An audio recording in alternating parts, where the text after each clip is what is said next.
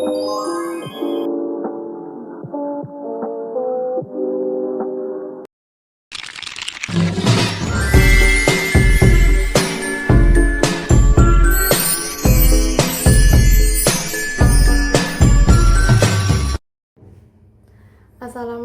warahmatullahi wabarakatuh. Perkenalkan, nama saya Asvita Saldari Sanajun dengan NIM F551230072. Di sini saya akan menjelaskan tentang konsep computer security dan konsep threat, asset, dan attack. Yang pertama adalah konsep computer security. Computer security adalah perlindungan pada sistem otomatis dan komputer agar tujuan implementasi tercapai dan menjaga integritas, ketersediaan, dan keberhasilan sumber daya sistem informasi tersebut. Terdapat 3 tujuan utama, biasanya disebut dengan triad CIA. Yang pertama yaitu confidentiality atau kerahasiaan, di mana informasi pribadi tidak diungkap pada yang tidak berwenang, dan kita dapat mengatur informasi yang publik dan privat. Yang kedua ada integritas, di mana memastikan informasi diubah hanya dengan cara yang sah dan sistem dapat menjalankan fungsi tanpa gangguan. Yang ketiga ada availability, yaitu memastikan data dan fungsionalitas sistem bekerja dengan cepat dan layanan tidak ditolak bagi pengguna yang berwenang. Selain ketiga aspek tadi, ada juga aspek tambahan seperti accountability, yaitu sistem mencatat aktivitas untuk keperluan investigasi jika terjadi penyalahgunaan. Tingkat dampak pelanggaran keamanan terbagi menjadi beberapa jenis, yaitu yang pertama rendah, di mana kerugian yang memiliki konsekuensi minimal, yang tidak signifikan dan biasanya mudah diperbaiki. Yang kedua itu sedang, kerugiannya dapat menimbulkan gangguan operasional dan akibat dari kerugiannya sedang. Yang ketiga yaitu tinggi, dampak kerugian yang diakibatkannya itu serius seperti gangguan besar operasional, kerugian finansial, bahkan kerusakan reputasi. Kerentanan sistem komputer dibagi menjadi 3, yaitu kerusakan sehingga sistem melakukan hal yang salah, contohnya seperti nilai data yang berbeda dikarenakan telah dimodifikasi secara tidak benar. Yang kedua adalah kebocoran, di mana suatu individu atau organisasi dapat memperoleh akses atau kendali yang tidak sah atas aset tersebut. Yang ketiga ada sistem atau jaringan dapat menjadi tidak tersedia atau sangat lambat, di mana pengguna sistem atau jaringan menjadi tidak mungkin atau tidak praktis. Sesuai dengan berbagai jenis kerentanan pada sistem komputer, maka terdapat ancaman atau serangan.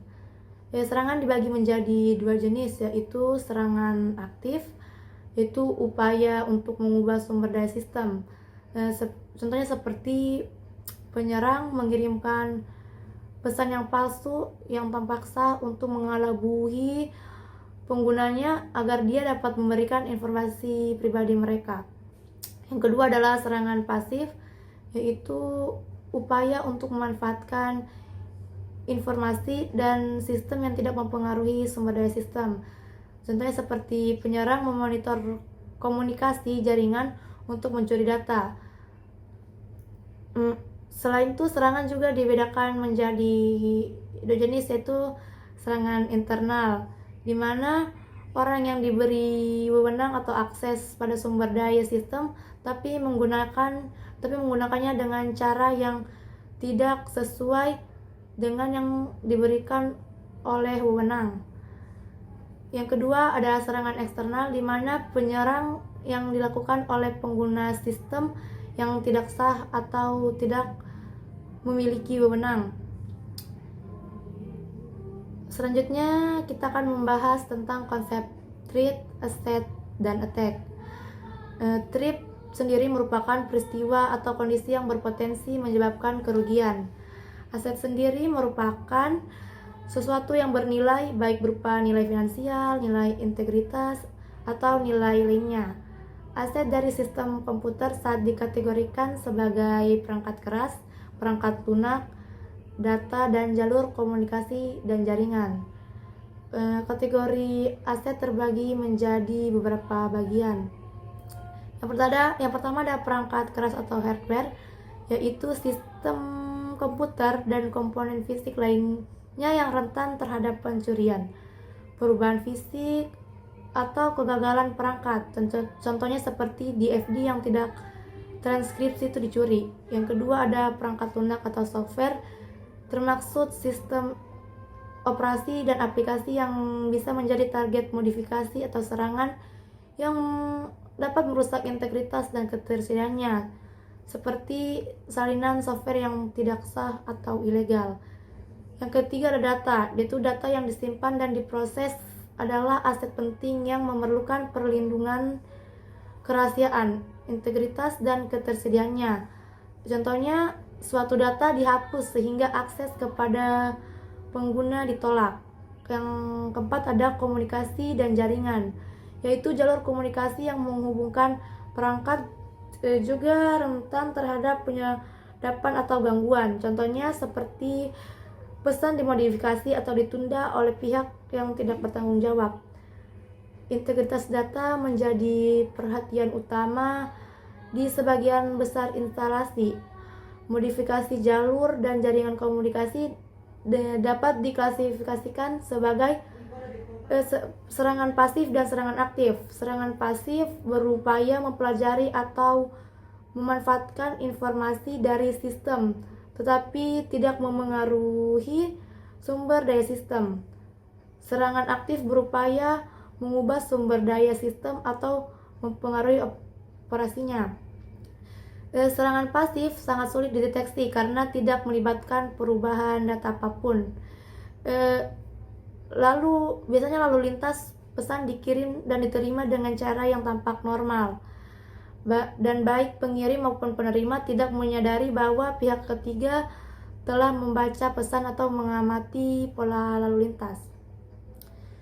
Namun keberhasilan serangan dapat dicegah biasanya dengan enskripsi.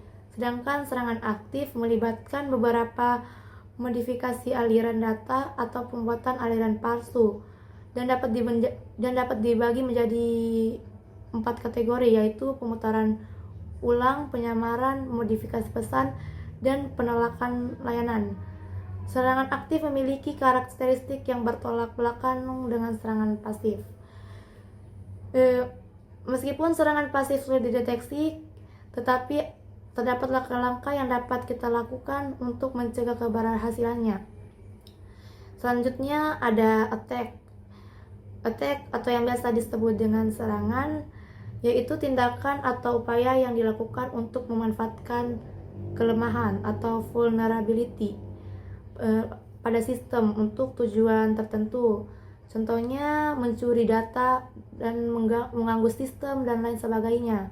Attack dapat mengakibatkan beberapa hal atau konsekuensi seperti exposure atau pengungkapan, yaitu dapat dilakukan dengan sengaja, seperti ketika orang dalam secara sengaja membocorkan informasi sensitif seperti nomor kartu kredit kepada orang lain atau yang tidak berwenang. Terdapat berbagai jenis attack, yaitu seperti intersepsi, yaitu merupakan serangan umum dalam konteks komunikasi, yaitu pada local area network seperti LAN nirkabel atau Ethernet siaran. Perangkat apapun yang terhubung ke LAN dapat menerima salinan paket yang ditujukan untuk perangkat lain. Yang kedua ada inference, atau yaitu penyerang dapat memperoleh informasi dan pengamatan pola lalu lintas pada jaringan, seperti jumlah lalu lintas antara pasangan host tertentu pada jaringan. Yang ketiga ada intrusion, atau penyerang yang memperoleh akses tidak sah ke data sensitif dengan mengatasi perlindungan kontrol akses sistem.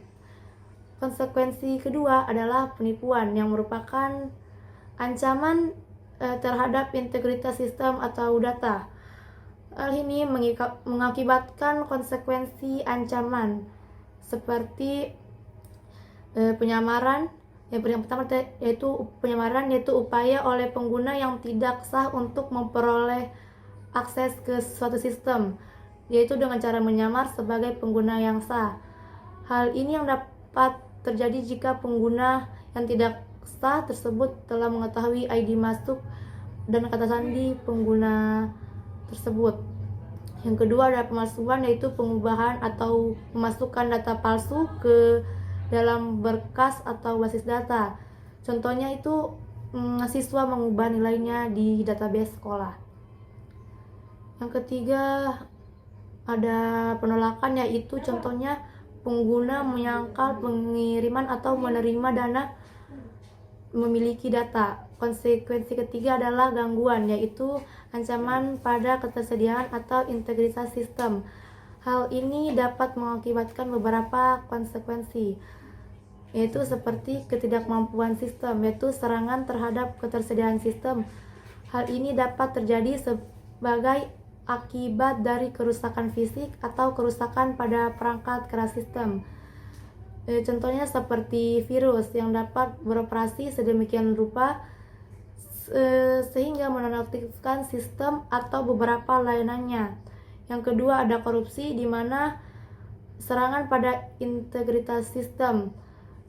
Contohnya seperti pengguna memperoleh akses tidak sah ke suatu sistem dan mengubah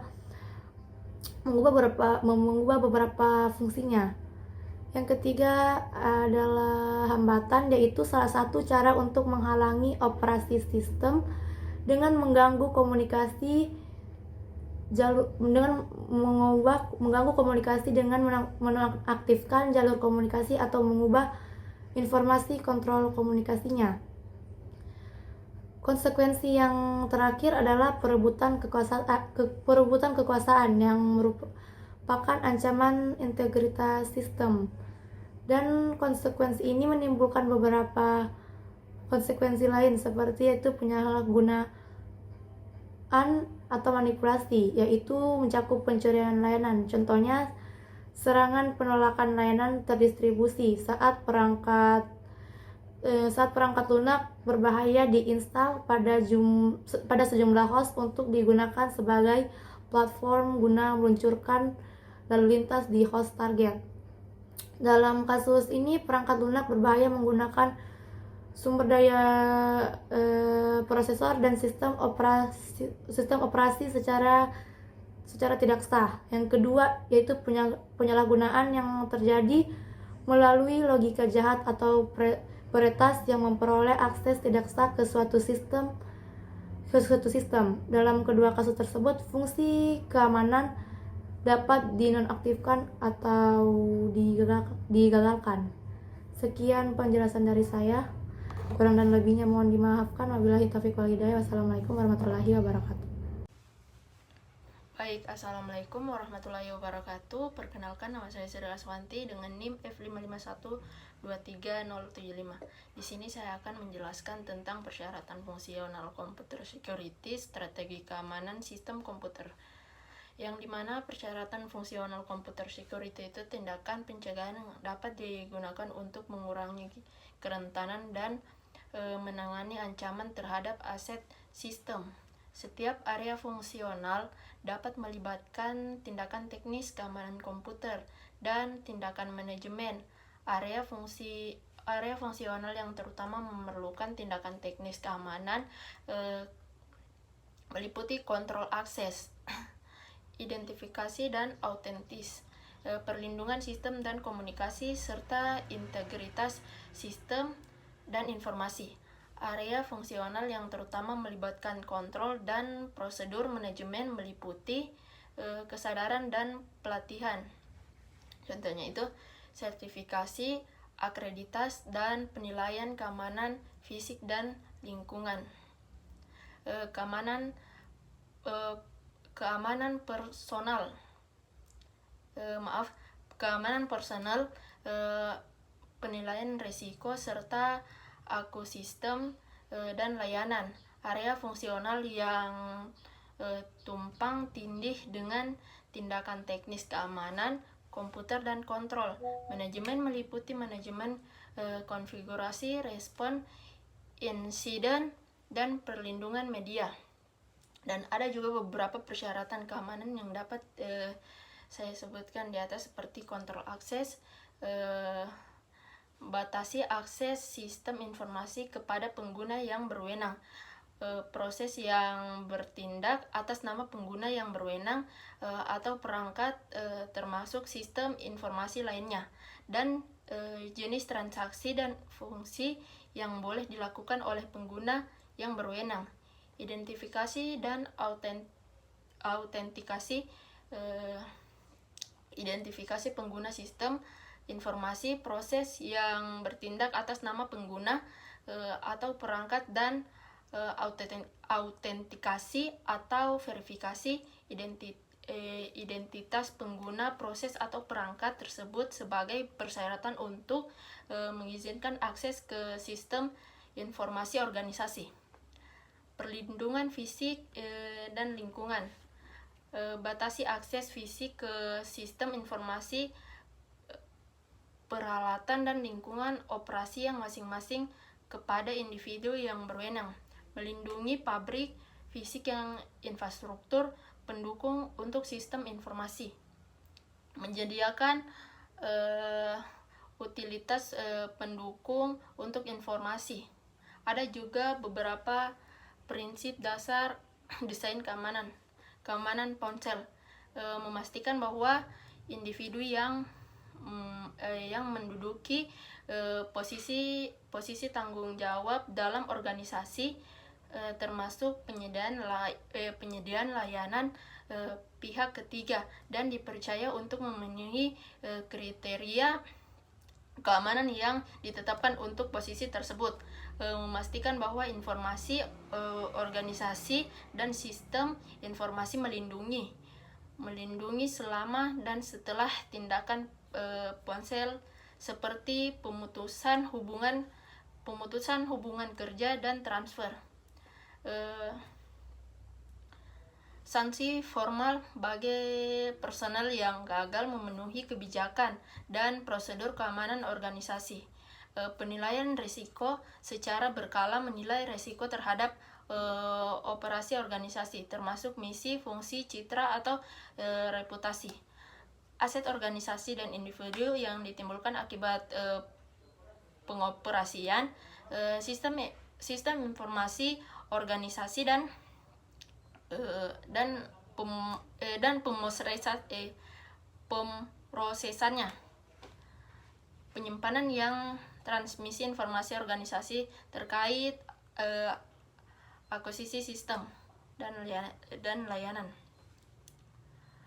Menerapkan proses siklus hidup, mengembangkan sistem yang membangun pertimbangan keamanan informasi, menerapkan pembatasan penggunaan dan instalasi perangkat lunak, memastikan bahwa penyediaan pihak ketiga menggunakan langkah-langkah keamanan yang memadai untuk melindungi informasi. Perlindungan sistem dan komunikasi, memantau, mengendalikan, dan melindungi komunikasi organisasi, yaitu informasi yang dikirim atau diterima oleh sistem informasi organisasi pada batasan eksternal dan batasan internal atau utama dari sistem informasi, dan menerapkan desain, arsitektur, teknik pengembangan perangkat lunak, dan prinsip rekayasa sistem yang mempromosikan keamanan informasi yang efektif dalam sistem informasi. Integritas sistem dan informasi, mengidentifikasi, melaporkan, dan memperbaiki kelemahan informasi dan sistem informasi secara tepat waktu. Mediasi lengkap berarti bahwa setiap akses harus diperiksa terhadap mekanisme kontrol akses. Sistem tidak boleh bergantung pada keputusan akses yang diambil dari cache dalam sistem yang dirancang untuk bervariasi. Dalam sistem yang dirancang untuk beroperasi terus-menerus. Prinsip ini mengharuskan bahwa jika keputusan akses diinginkan untuk menggunakan di masa mendatang, pertimbangan cermat harus diberikan pada bagaimana perubahan otoritas disebarkan ke dalam memori lokal tersebut. Sistem akses file tampaknya memberikan contoh sistem yang mematuhi prinsip ini. Namun, biasanya setelah penggunaan pembukaan file, tidak ada pemeriksaan yang dilakukan untuk melihat perubahan izin. Untuk perubahan memastikan kalinya pengguna membaca bidang atau rekaman dalam file atau item dalam basis data. Sistem harus memerlukan kontrol akses, pendekatan insentif sumber daya ini jaringan digunakan. Sekian dari saya. Wassalamualaikum warahmatullahi wabarakatuh. Baik, sebelumnya telah dijelaskan mengenai persyaratan fungsional. Selanjutnya saya akan menjelaskan mengenai materi prinsip dasar desain sistem keamanan dan konsep attack surface dan attack tree. Di sini pertama-tama saya akan menjelaskan mengenai prinsip dasar desain sistem keamanan, di mana meskipun telah banyak dilakukan riset selama bertahun-tahun, saat ini juga belum ada cara efektif untuk mengembangkan desain keamanan dan juga teknik implementasi yang bisa secara otomatis menghilangkan semua kelemahan keamanan dan mencegah tindakan tidak sah. Maka dari itu akan sangat berguna dan bermanfaat jika memiliki prinsip desain yang disetujui secara luas memandu pengembangan mekanisme perlindungan. Prinsip desain keamanan fundamental bertujuan untuk mengembangkan atau membangun mekanisme perlindungan yang efektif terhadap serangan. Ada beberapa prinsip utama, yaitu meliputi economy of mechanism, di mana desain keamanan harus sederhana dan sekecil mungkin untuk mengurangi kemungkinan biaya adanya celah keamanan. Desain yang lebih sederhana lebih mudah diuji dan diverifikasi. Selanjutnya ada file safe defaults. Secara default, akses harus dilarang kecuali ada izin eksplisit, di mana pendekatan ini memastikan bahwa kesalahan dalam implementasi biasanya mengarah pada kegagalan yang aman, di mana akses tidak diizinkan. Selanjutnya ada complete mediation. Setiap akses ke sumber daya sistem harus diperiksa melalui mekanisme kontrol akses. Ini menghindari resiko yang dihasilkan dari keputusan akses di cache yang mungkin tidak memperbarui perubahan otoritas secara real time. Selanjutnya ada open design.